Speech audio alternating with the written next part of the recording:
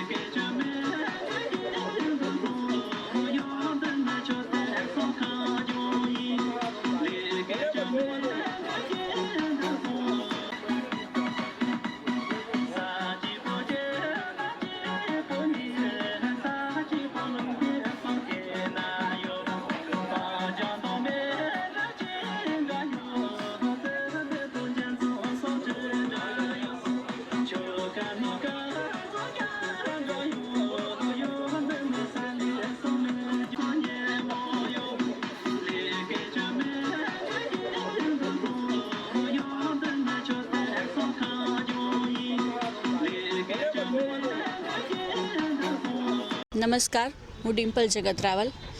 Bharat Tibet સંઘ દ્વારા અહીં આપણા ભારત વર્ષની જે પરંપરા રહેલી છે કે અતિથિ દેવો ભવ, તે પરંપરાને સંપૂર્ણ રીતે સાર્થક કરતા અહીંના જામ સાહેબ શ્રી શત્રુશૈલાજી આ લોકોને છેલ્લા 25 વર્ષથી શરણાર્થી તરીકે સ્વીકારે છે અને તેમને બધી જ એ લોકોની સગવડતાઓ પૂરી પાડે છે। લોકો રેફ્યુજી તરીકે અહીંયા એમનો ધંધા માટે આવે છે અને અમે એમનું સન્માન અને તેમને આવકારીએ છીએ અને તેમને બનતો પૂરો સપોર્ટ દર વર્ષે અહીંની જામનગરની પબ્લિક, સરકાર અને અલગ અલગ અમારા જેવી સંસ્થાઓ દ્વારા હંમેશા એ લોકોનું કરવામાં આવે છે।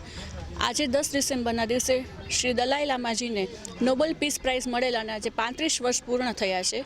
દર વર્ષે એ લોકો તેમને નોબેલ પીસ પ્રાઇઝ મળેલો છે જે એના માટે એક એ લોકોનું જે ઉત્સવ તરીકે એને મનાવે છે, તે ઉત્સવમાં આજે અમે પણ અહીંયા સામેલ થયા અને ખૂબ જ સરસ રીતે એ લોકો એમને આવકાર આપેલો અને ખૂબ સુંદર આયોજન હતું અને એ લોકોનું પરંપરાગત નૃત્ય પણ નિહાળેલું, खूब सरस रीते आयोजन करेलू हतुं। मेरा नाम दोरजी चुम्पेल जामनगर टिबेटन रिफ्यूजी का प्रधान हूँ। फिर आज जो है हमारा जो परम पूज्य श्री दलाई लामा जी को नोबेल पीस प्राइज़ जो मिला हुआ 35वां साल हम मना रहा है।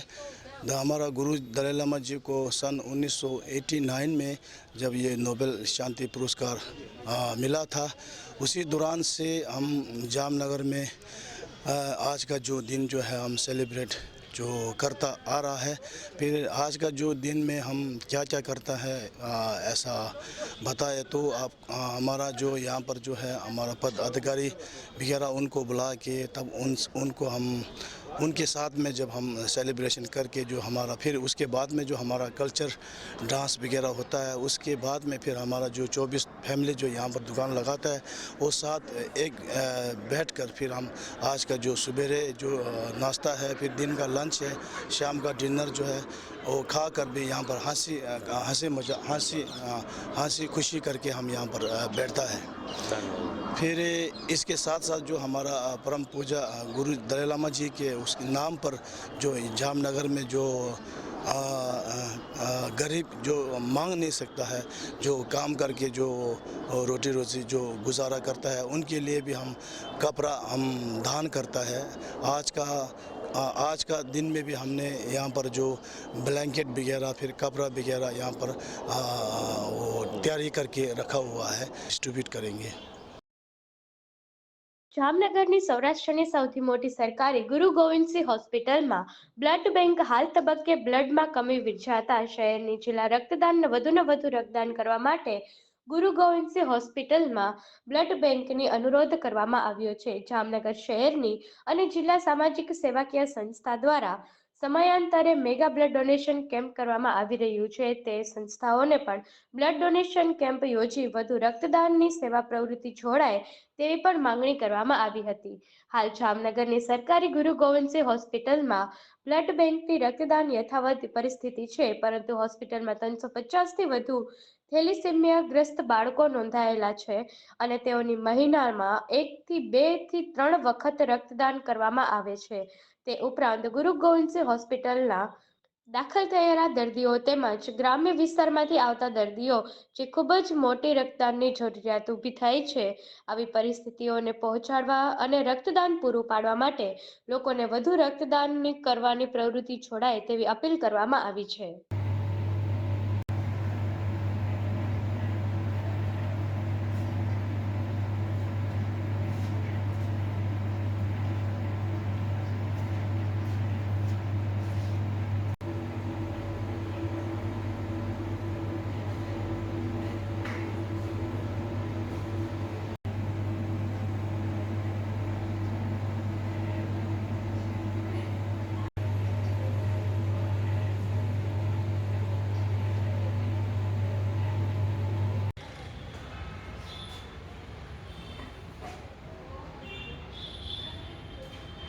Doctor Shweta Upadhyay, blood bank, GG hospital, Jamnagar. હાલમાં ડિસેમ્બર મહિનાના મધ્યમાં આપણે આવી ગયા, પરંતુ બ્લડની પરિસ્થિતિ ઘણી વખત તંગી થઈ જાય એવી સર્જાતી હોય છે, કેમ કે થેલેસેમિયાના 350થી વધારે પેશન્ટ આપણી પાસે છે, જેમને આપણે રિપ્લેસમેન્ટ વગર આપવાની કોશિશ કરીએ છીએ. પ્લસ એન્ટીનેટલ એટલે કે પ્રસૂતા માતાઓ જે છે એમાં ઘણી વખત ઘણા કોમ્પ્લિકેશન્સ થતા હોય ગામડેથી આવતી સ્ત્રીઓમાં. તો ઘણા બધા યુનિટ, એક સ્ત્રીને 22થી 25 યુનિટની ઘણી વખત જરૂર પડી જતી હોય છે. અને પાછળ સુધી ખેંચાયેલા વરસાદને કારણે ડેન્ગ્યુના કેસીસ પણ હજી સુધી આવી રહ્યા છે. એટલે બ્લડ અને બ્લડ કમ્પોનન્ટ્સ એ આપણે મેનેજ કરી શકીએ, પણ થોડી તકલીફથી મેનેજ કરી શકીએ એવું થાય. તો આવા સંજોગોમાં વધુને વધુ રક્તદાતાઓ બ્લડ બેંકમાં આવે, વોલેન્ટરી બ્લડ ડોનેશન કરે, તેમજ આયોજકો વધુને વધુ કેમ્પનું આયોજન કરે, જેથી આ તમામ રક્તની માગણીને આપણે પહોંચી વળીએ અને બધાને સહેલાઈથી રક્ત પૂરું પાડી શકીએ એવી અપીલ છે. દહેરાદૂનમાં યોજાયેલી ઓલ ઇન્ડિયા કરાટે ચેમ્પિયનશિપમાં ભારતે પ્રથમ વિજેતા જામનગર લાયન્સ કરાટે ક્લબની વિદ્યાર્થીની જીલ મકવાણા સાઉથ આફ્રિકાના ટર્બન યોજનામાં આવેલી કોમનવેલ્થ કરાટે ચેમ્પિયનશિપમાં ભાગ લઈને પહોંચી હતી, જ્યાં તેમણે અલગ અલગ વિભાગોમાં સિલ્વર, બ્રોન્ઝ અને ગોલ્ડ મેડલ મેળવી અનોખો કીર્તિમાન સ્થાપિત કર્યો છે. આંતરરાષ્ટ્રીય કક્ષાની કરાટે ચેમ્પિયનશિપમાં પણ આ 3 પ્રકારના મેડલ જીતી નારી જીલ ગુજરાતની પ્રથમ ખેલાડી બની છે. વિજેતા થયા બાદ જામનગર આવી પહોંચેલા જીલ મકવાણાનું ભવ્ય સ્વાગત કરવામાં આવ્યું હતું.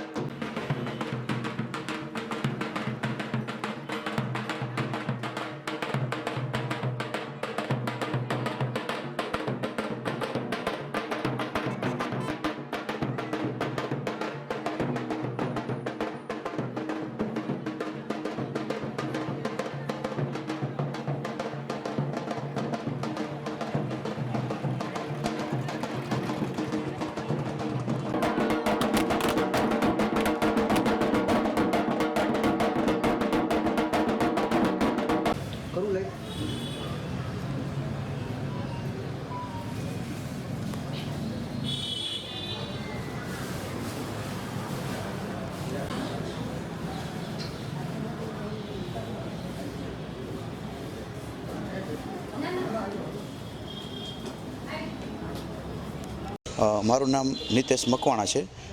જામનગરની અંદર લાયન્સ કરાટે ક્લબનો પ્રેસિડન્ટ અને ફાઉન્ડર છું. આપણા જામનગર જિલ્લાની અંદર લાયન્સ કરાટે ક્લબમાંથી એક સ્ટુડન્ટ જીલ મકવાણા, જે ઓલ ઇન્ડિયા લેવલ નેશનલ ખાતે ગોલ્ડ મેડલ આવેલું. તો ગોલ્ડ મેડલ પછી કોમનવેલ્થ કરાટે ચેમ્પિયનશિપ જે થઈ છે 2024ની, જે ડર્બન સાઉથ આફ્રિકા ખાતે થઈ છે, અને ત્યાં આપણું ભારતનું પ્રતિનિધિત્વ કરવા માટે જીલ મકવાણા -48 કિલોની કેટેગરીની અંદર રમવા ગઈ હતી. તો એમાં એનું સિલ્વર મેડલ મળેલ છે, અને ત્યાંની ક્લબ કોમનવેલ્થ ચેમ્પિયનશિપની અંદર ગોલ્ડ અને બ્રોન્ઝ મેડલ, આ એક જ સ્ટુડન્ટને 3 મેડલ ગુજરાતના કરાટેના ઇતિહાસની અંદર પ્રથમ વખત મળેલ છે. અને જીલ છે, જે જીલ મકવાણા, એ ઓલ ઇન્ડિયાની અંદર ફર્સ્ટ રેન્ક ઉપર છે. સાઉથ એશિયામાં એનો 3જો નંબર આવેલો છે 2024ની અંદર જ. અને આ કોમનવેલ્થની અંદર 22 કન્ટ્રીઓની જે ગોલ્ડ મેડલિસ્ટ છોકરીઓ હોય એ જ પાર્ટિસિપેટ કરે, અને એમાં એનો ફર્સ્ટ રેન્ક આવેલો છે. ફર્સ્ટ, સેકન્ડ અને થર્ડ 3 મેડલ આવે છે 3 અલગ અલગ ઇવેન્ટમાં, જેમ કે ઇન્ડિવિજ્યુઅલ ફાઇટ, ટીમ ફાઇટ અને ક્લબ. તો આ જે સિદ્ધિ છે એને બિરદાવવા માટે અમે એના સન્માન માટેનું આયોજન કરેલું છે. તો આ બધું પેરેન્ટ્સ છે અને સ્ટુડન્ટ આજે એના સન્માન માટે અહીંયા ભેગા થયા છીએ અમે. મારું નામ જીલ મકવાણા છે. હું છેલ્લા 8 વર્ષથી લાયન્સ કરાટે ક્લબની અંડરમાં ટ્રેનિંગ લઉં છું. ગુજરાત સ્ટેટ ક્લિયર કરીને હું નેશનલ રમવા ગઈ હતી, અને નેશનલમાં મને ગોલ્ડ મેડલ મળેલું છે. જેથી કરીને એના પછી મારે ભારતનું પ્રતિનિધિત્વ કરવા માટે મારી કેટેગરીમાંથી હું સિલેક્ટ થઈ હતી, અને જેના માટે હું સાઉથ આફ્રિકામાં ડર્બન ખાતે ટુર્નામેન્ટ રમવા ગઈ હતી, જેમાં મને મારી કેટેગરીમાં સિલ્વર મેડલ મળેલું છે. અને ત્યાં જ ક્લબ ટુર્નામેન્ટ હોય છે, તેમાં મને સિલ્વર મેડલ, ગોલ્ડ મેડલ અને ટીમ કુમી તેમાં મને બ્રોન્ઝ મેડલ મળેલું છે. હું 6 વર્ષની ઉંમરથી શીખું છું. હું આની પહેલાં ભારતમાં 2 વર્ષથી હું ચેમ્પિયન રહી ગઈ છું, અને સાઉથ આફ્રિકા રમવા ગઈ એની પહેલાં હું મારે ઓલિમ્પિક સુધી પહોંચવું છે, અને આપણા ભારતનું નામ રોશન કરવું છે, અને મારા ક્લબનું નામ રોશન કરવું છે, મારા માતા પિતાનું નામ રોશન કરવું છે. તો આ હતા આજના મુખ્ય સમાચાર. અમારી અર્થાત ન્યૂઝ ચેનલને YouTube, Facebook અને Instagram પર લાઇક કરો, શેર કરો, સબસ્ક્રાઇબ કરો.